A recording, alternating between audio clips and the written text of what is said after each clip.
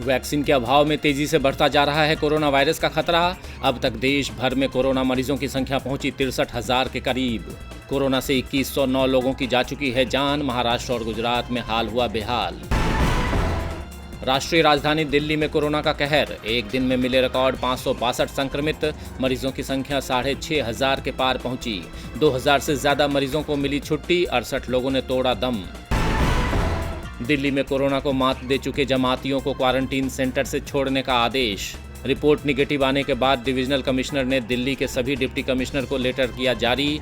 अभी 2446 सदस्य quarantine centre में हैं मौजूद। केंद्रीय गृह मंत्रालय ने लॉकडाउन के बाद की बनाई योजना। उद्योगों को फिर से खोलने के लिए जारी किया दिशा निर्देश। कहा, उद्योग इकाइयों को फिर से शुरू करने के दौरान पहले हफ्ते किया जाए ट्रायल या परीक्षण। पंजाब सरकार का बड़ा फैसला। सीएम कैप्टन अमरिंदर सिंह ने लुधियाना में लॉकडाउन के बीच खाने पीने की दुकानें खोलने की दी इजाजत। सुबह 7 बजे से शाम 7 बजे तक सिर्फ होम डिलीवरी के लिए खुलेंगी दुकानें। 3 राज्यों के बाद ओडिशा और गोवा ने भी श्रम कानून में किया बदलाव। कारखानों में कार्य करने की पाली 8 घंटे से बढ़ाकर 12 घंटे करने की दी अनुमति। कर्नाटक सरकार भी कर रही है विचार। लॉकडाउन के तीसरे चरण में दूसरे राज्यों में फंसे प्रवासियों को उत्तराखंड लाने के लिए आज से चलेंगी स्पेशल ट्रेनें। अब तक 18,000 प्रवासियों की हो चुकी है घर वापसी। महाराष्ट्र में कुछ शर्तों के साथ जल्द राज्य के अंदर मुफ्त बस सेवा देगी सरकार। राज्य के अंदर ही अन्य जिलों में फंसे लोगों को उनके गृह जिले तक लेकर जाएंगी बसें। महाराष्ट्र के परिवहन मंत्री अनिल परब ने दी जानकारी।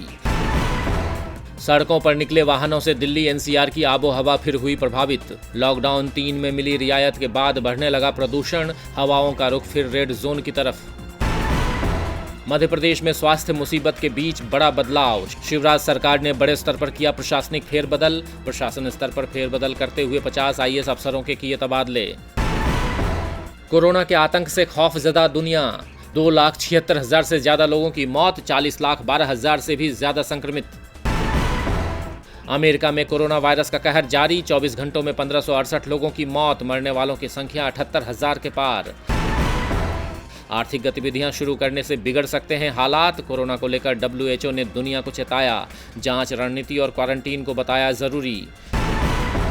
कोरोना के संक्रमण को रोकने के लिए अमेरिका की पहल। एंटीजन टेस्ट को दी मंजूरी। मिनटों में सामने आएंगे जांच के नतीजे। नेपाल ने कैलाश मानसरोवर के लिए लिंक रोड के उद्घाटन का किया विरोध। कहा, दोनों देशों की आपसी समझ के खिलाफ है लिंक रोड का उद्घाटन। भारत का जवाब, हमारी सीमा में है सड़क।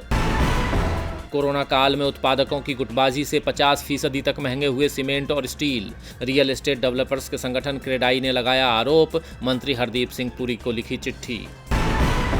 आरोग्य सेतु ऐप से प्रभावित होकर WHO जल्द लॉन्च कर सकता है कोरोना ट्रैकिंग ऐप। ब्लूटूथ से किया जा सकेगा ट्रैक। जल्द ही प्ले स्टोर और ISO पर लॉन्च करेगा WHO। लॉकडाउन में 11 मई के बाद से सस्ता होगा सोना।